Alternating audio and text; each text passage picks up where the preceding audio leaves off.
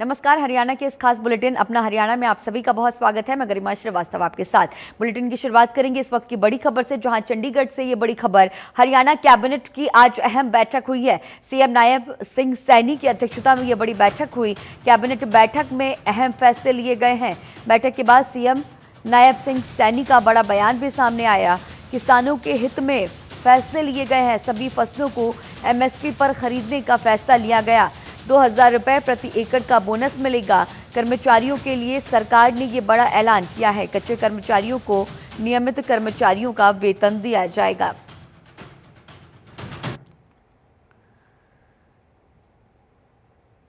तो इस कैबिनेट बैठक में कई अहम फैसले। जब से मैंने 12 मार्च से हरियाणा प्रदेश के मुख्य सेवक के रूप में पदभार संभाला, तब से लेकर के मैंने प्रदेश के प्राय सभी जिलों में जाकर के किसानों से सीधी वार्तालाप और उनके दुख दर्द को सुनने का मुझे मौका मिला है, क्योंकि मैं भी एक गरीब किसान का बेटा हूं। मुझे मालूम है कि किसान की समस्याएं क्या होती हैं, और इसी कड़ी के अंदर मैंने लगातार जो किसान संगठन थे, उन किसान संगठनों से भी हम बातचीत करते रहे हैं। पिछले दिनों भी अभी 21 जुलाई को चंडीगढ़ में किसान संगठनों के साथ बैठ करके हमने कुछ बिंदुओं के ऊपर चर्चा की थी। उनके सुझाव थे, उन्होंने सुझाव दिए, हमने उन सुझाव को माना है और हमने ये निर्णय लिया था पिछले दिनों जब उनके सुझाव हमारे पास आए थे और किसानों की जो बातचीत आती थी। हमने हरियाणा प्रदेश के अंदर यह निर्णय लिया कि किसान की जो भी फसल है हम उसको हरियाणा के अंदर एमएसपी के ऊपर खरीदने का काम करेंगे। और हमने एक और निर्णय ये भी लिया था कि एक अंग्रेजों के समय का एक जो हमारे किसानों से अभियाना चार्ज का काम होता था, उसकी मैंने पिछले उसमें ब्रीफिंग भी दिया था। उस अभियाने को भी हमने समाप्त करने का काम वो हमारी कैबिनेट के अंदर हुआ था। ये बड़ा फैसला हमने किसानों के हित के अंदर किया था। जैसा मैंने कहा है कि मुझे भी किसान की पीड़ा के बारे में मालूम है। मैं किसान का बेटा हूं और मुझे पता है, क्योंकि मैं एक छोटे किसान का बेटा हूं, कि किसान की समस्या क्या होती है। उस समस्या को ध्यान में रखते हुए हमारी कैबिनेट किसान हित के अंदर ये फैसले ले रही है। और एक बड़ा निर्णय ये हमारी कैबिनेट ने आज लिया है, कर्मचारियों के हित में उनको सुरक्षित करने के लिए मंत्रिमंडल ने ये ऐतिहासिक फैसला आज लिया है कि मंत्रिमंडल के अनुबंधित जो हमारे कर्मचारी थे, उनकी सेवानिवृत्ति की तिथि तक सुरक्षित रखने की गारंटी देने का निर्णय ये, और उन्हें अधिक सुविधाएं देने का निर्णय आज एक अध्यादेश के माध्यम से, एक्ट के माध्यम से। नहीं तो मैं देखता था पूर्व की सरकारें खाली एक पर्ची के ऊपर लिख देती थी और वो कोर्ट में फंस जाते थे, जाकर के कोर्ट में घूमते रहते थे, उनको लाभ नहीं मिलता था। परंतु हमारी कैबिनेट ने ये निर्णय किया है कि एक कैकट ला करके उनको सुरक्षित करने का उनकी सेवानिवृत्ति तक ये आज प्रस्ताव आया है। आज एक्ट के माध्यम से प्रस्ताव को हमने पारित किया है। इसके लिए मैं बताना चाहूंगा कि प्रदेश के विभिन्न विभाग सभी अनुबंधित कर्मचारियों से हरियाणा निगम के तहत कार्यरत सभी अनुबंधित कर्मचारियों की सेवानिवृत्ति के अवधि तक सुरक्षित करने का, चाहे वो आउटसोर्सिंग है और चाहे वो एचकेआर के माध्यम से है, ऐसे सब कर्मचारी जिसका हरियाणा प्रदेश के अंदर लगभग 1,20,000 कर्मचारियों को सुरक्षित करने का निर्णय आज एक एक्ट के माध्यम से हमारी कैबिनेट ने लिया है। इसके लिए मैं सभी कर्मचारियों को बधाई भी देता हूं, शुभकामनाएं भी देता हूं, क्योंकि ये सरकार लगातार उनके हित के लिए मजबूती से काम कर रही है। मैं ये बताना चाहूंगा कि जो हमारे अनुबंधित कर्मचारियों को जो पे स्केल का बेसिक वेतन वो प्रदान किया जाएगा, उनकी पे स्केल का बेसिक वेतन दिया जाएगा। डीए अलाउंस के अनुरूप नियमित कर्मचारियों की तर्ज पर हर जनवरी और हर जुलाई की पहली तारीख को अनुबंधित कर्मचारियों के मानदेय में वृद्धि भी होगी। अनुबंधित कर्मचारियों को 1 साल की सेवा के बाद सालाना वेतन वृद्धि देने का भी प्रावधान किया गया है वो निर्णय आपको चाहे BC A की बात है और BC B की बात है, उसके अंदर पंचायतों में आरक्षण की बात है, चाहे नगर निगम और नगर पालिकाओं में आरक्षण की बात है, वो आपको प्रेस नोट के माध्यम से बता दिया जाएगा। और अभी कैबिनेट के अंदर माननीय सुप्रीम कोर्ट का जो एक फैसला आया, क्योंकि मंत्रिमंडल के अंदर हमारे मंत्री विशंबर वाल्मीकि जी ने मंत्रिमंडल में उस बात को रेंज किया और उन्होंने कहा कि हाल में ही जो सुप्रीम कोर्ट का नौकरियों में अनुसूचित जातियों के लिए आरक्षण में वर्गीकरण पर जो फैसला आया था, उसके बारे में उन्होंने इस बात को मंत्रिमंडल की बैठक में उठाया। तो हमने उसके आधार पर सारे आंकड़ों का अध्ययन करके अपनी सिफारिशें शीघ्र भेजने के लिए हरियाणा अनुसूचित जाति आयोग को अनुरोध करने का फैसला किया है। हमने आयोग को भेजने का निर्णय किया है ताकि वो सारा उसका डाटा हमें कलेक्ट करके वो बताएं, जिसके ऊपर आगे हम निर्णय कर सकें। ये कैबिनेट के अंदर आज उस बात को भी हमने फैसला किया है।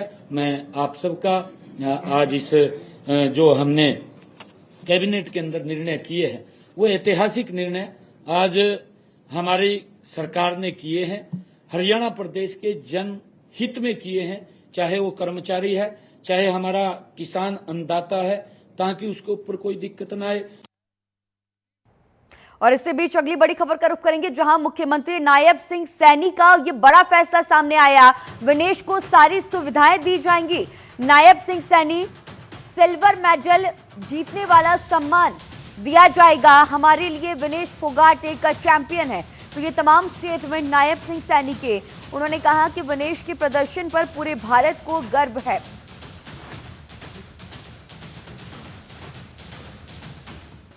विनेश फोगाट, जिन्हें फाइनल ओलंपिक के फाइनल मैच में अयोग्य घोषित कर दिया गया मात्र 100 ग्राम ज्यादा वजन होने की वजह से, लेकिन अब इन सबके बीच हरियाणा सरकार ने यह बड़ा फैसला किया है। विनेश को सारी सुविधाएं दी जाएंगी। सिल्वर मेडल पाने वाले खिलाड़ी को जो सम्मान दिया जाता है वो सम्मान विनेश फोगाट को दिया जाएगा।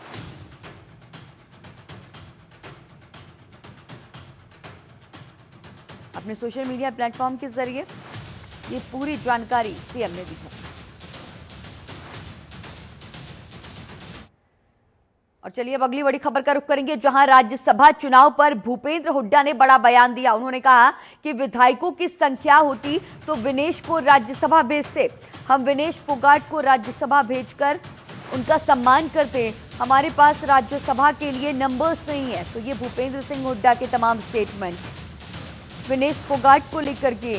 उन्होंने कहा कि अगर हमारे पास नंबर्स होते तो हम विनेश फोगाट को राज्यसभा भेजते, लेकिन हमारे पास नंबर्स नहीं है।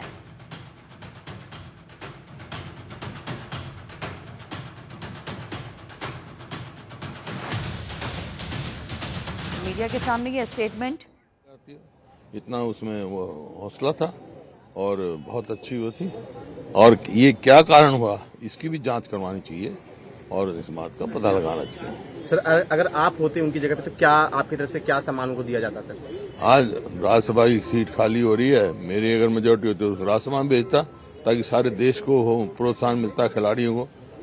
जो उन्होंने संन्यास लिया सर उसको लेकर क्या कहेंगे कि उन्होंने कहा कि मैं हार गई, कुश्ती जीत गई? मायूस है ना, वो जीती हुई थी भाई वो, और यही इसी बात की जांच मांग रहे हैं।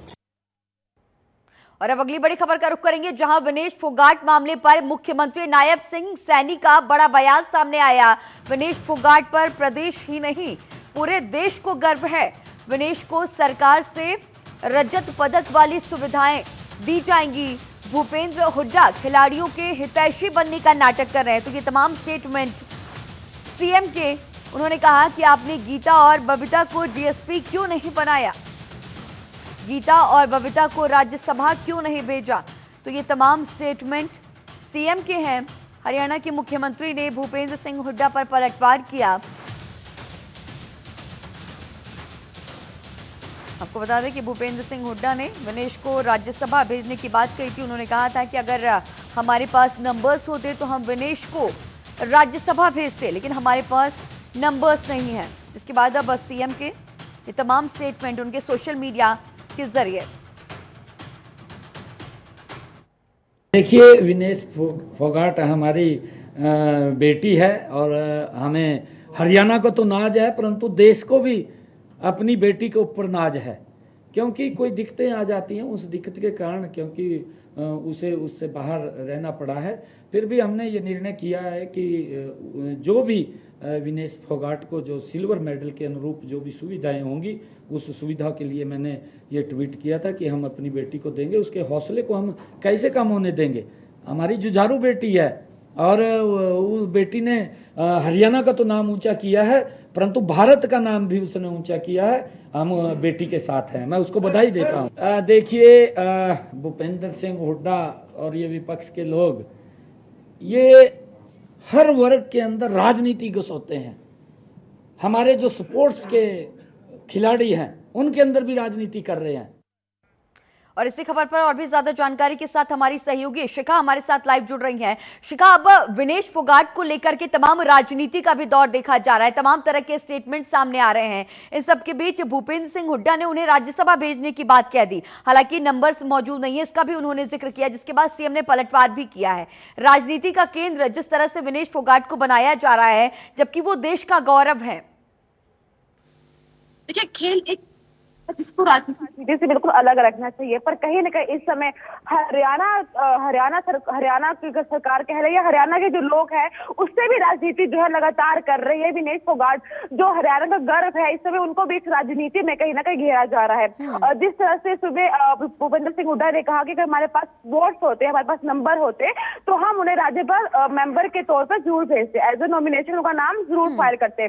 जिसके बाद महावीर फोगाट जो उनके ताऊ हैं, उनका एक बयान आया कि जब उनकी सरकार थी, जब हमारी बेटी गीता और बबीता भी मेडल जीत के आई थी, एक गोल्ड मेडल और एक सिल्वर मेडल, उस समय हमारी बेटियों के गीता और बबीता के नाम जो है वो क्यों राज्यसभा के लिए नहीं भेजे गए? जब उनकी सरकार थी, जब खेल नीति को देखते हुए उनको डीएसपी की नौकरी मिलनी चाहिए थी, पर कहीं ना कहीं भूपेंद्र सिंह हुड्डा ने उनको इंस्पेक्टर और सब इंस्पेक्टर की नौकरी जो है वो ऑफर की गई। कोर्ट में गए, उसके बाद गीता को डीएसपी की जॉब मिली। तो जब उनकी बारी थी तब उन्होंने ये काम क्यों नहीं किया? इसी को देखते हुए, इसी बात को देखते हुए कहीं ना कहीं अब मुख्यमंत्री नायब सिंह सैनी का बयान आया है कि जब कांग्रेस की सरकार थी, जो उन्हें खिलाड़ियों के लिए करना चाहिए था वो उन्होंने नहीं किया है।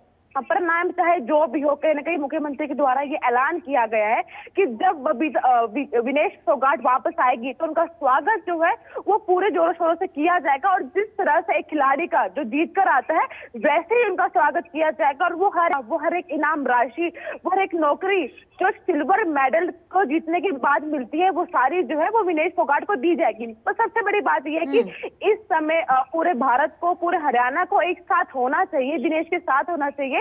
वहां इस समय पूरी राजनीति जो है वो इसमें की जा रही है, और ये कहीं ना कहीं एक दिल दुखाने वाली बात भी है, क्योंकि इस समय सबको विनेश का एक साथ बनना चाहिए, उनको मोटिवेट करना चाहिए कि जो संन्यास लेने का फैसला उन्होंने लिया है उसको ना माने और 2028 से लेकर दोबारा कोशिश करे। पर कहीं ना कहीं इसमें राजनीति जो है वो इस समय बहुत ज्यादा चल रही है, और इसलिए कहीं ना कहीं उनकी फैमिली जो है वो इससे बिल्कुल अलग होती हुई नजर आ रही है। उन्होंने कहा है कि हमारा इससे कोई लेना देना नहीं है। जब कांग्रेस की बारी थी उन्होंने कुछ नहीं किया है, और जो सीएम नायब के द्वारा ऐलान किए गए हैं उसका धन्यवाद जो है वो भी किया गया है।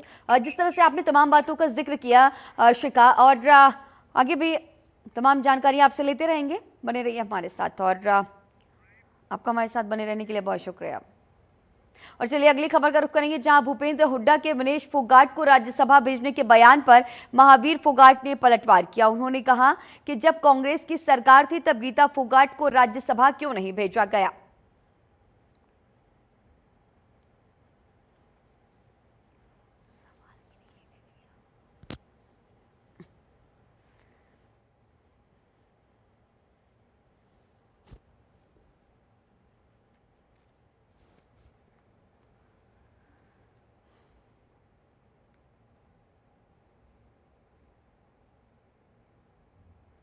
उड़ान जो कहा है, मैं आपको बताऊं 2010 में जो हरियाणा में हुड्डा सरकार थी, उस टाइम अपने इंडिया में जो है कॉमनवेल्थ गेम हुए थे दिल्ली में, तो उस टाइम गीता ने जो पहली महिला रेसलर थी जिन्हें कॉमनवेल्थ में गोल्ड मेडल लिया, और सिल्वर मेडल जो बबीता ने लिया। तो हरियाणा सरकार की जो खेल नीति थी उसमें जो है गीता और बबीता दोनों डीएसपी लगनी थी, लेकिन हुड्डा साहब ने दोनों जो है डीएसपी नहीं लगाई। उसके बाद में जो मैंने कोर्ट का सहारा लेना पड़ा, बबीता को जो सब इंस्पेक्टर और गीता को इंस्पेक्टर लगाया। फिर मैं कोर्ट में गया, जो कोर्ट ने संज्ञान लिया। जब जो गीता को डीएसपी जो है कोर्ट से डीएसपी पद मिला। आज हुड्डा साहब कहते हैं भाई जो राज्यसभा में भेजना चाहिए, तो गीता को उस टाइम क्यों नहीं राज्यसभा में भेजा? जो चर्चा थी गीता इंडिया में, उसका भी नाम था। उस टाइम गीता को भी राज्यसभा में भेजता, जबकि राज्यसभा में भेजने की बजाय आज वो कहते हैं वो विनेश को जो वहाँ जो राज्यसभा भेजना चाहिए। ये हुड्डा साहब के मुँह से ये अच्छी बात नहीं लगती। बिल्कुल ये राजनीतिक स्टैंड है। अगर राजनीतिक स्टैंड नहीं होता, अगर हुड्डा सच्चा होता तो मेरी दोनों बेटी उस टाइम डीएसपी लगनी थी। और जो सबसे पहले जो और लगे उनसे पहले इनका नंबर था, और ये नहीं लगाई। विनेश फोगाट के संन्यास लेने की घोषणा करने पर हरियाणा के पूर्व मंत्री अनिल विज ने प्रतिक्रिया देते हुए कहा कि विनेश का उत्साह थोड़ा कम हुआ है, उन्हें प्रयास नहीं छोड़ना चाहिए। विज ने यह भी कहा कि विनेश को गोल्ड मेडल लाने का जो प्रयास है उससे पीछे नहीं हटना चाहिए। वहीं उन्होंने भूपेंद्र सिंह हुड्डा के राज्यसभा वाले बयान पर कहा कि हुड्डा वही घोषणा करते हैं जो पूरी नहीं कर सकते। अगर देना ही है तो विनेश को 6 करोड़ गोल्ड मेडल मिलने पर दी जाने वाली राशि अपने पास से दे दें। वहीं उन्होंने बांग्लादेश हिंसा पर भी कहा कि भीड़ तंत्र की पैदाइश के कुछ नेता भारत में भी बांग्लादेश जैसी घटना होने की बात कर रहे हैं। ये वो लोग हैं जिनका लोकतंत्र में बिल्कुल भी विश्वास नहीं है। ये भारत के लोकतंत्र को लगे हुए कीटाणु हैं जो लोकतंत्र के जड़ों को चाट कर कमजोर करने की कोशिश कर रहे हैं।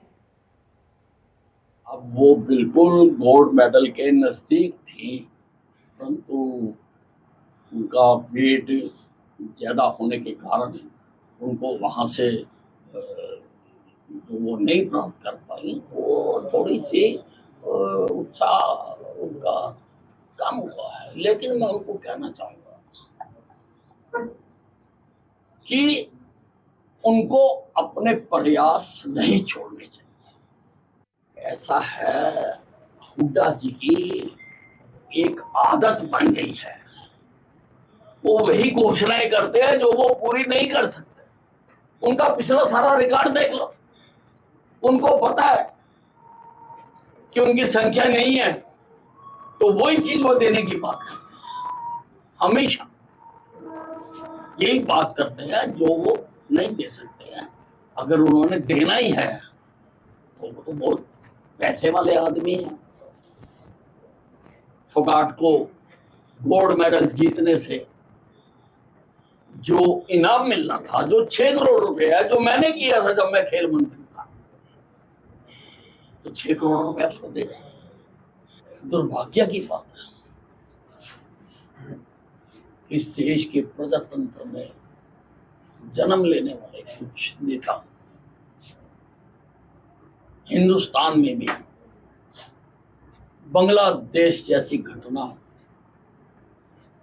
होने की बात कर रहे हैं। ये वो लोग हैं जिनका देश के प्रजातंत्र में बिल्कुल भी विश्वास नहीं है। प्रजातांत्रिक तरीके से अपनी मंजिलें हासिल ना कर पाने वाले, उसमें हार चुके लोग,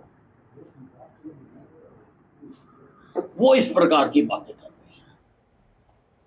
और चलिए अब अगली खबर का रुख करेंगे, जहां कुरुक्षेत्र स्वास्थ्य विभाग की टीम ने गुप्त सूचना के आधार पर यमुनानगर प्रशासन के साथ मिलकर भ्रूण लिंग जांच गिरोह का भंडाफोड़ किया। साथ ही मामले में 2 आरोपियों को भी गिरफ्तार किया गया है। इसके साथ ही और मौके से 15,000 रुपए सहित 2 MTP किट भी बरामद की गई है। कुरुक्षेत्र स्वास्थ्य विभाग के deputy CMO doctor Ramesh Sabharwal ने जानकारी देते हुए बताया कि कुरुक्षेत्र CMO को कई दिनों से सूचना मिल रही थी कि नारायणगढ़ के आसपास लिंग जांच गिरोह सक्रिय है।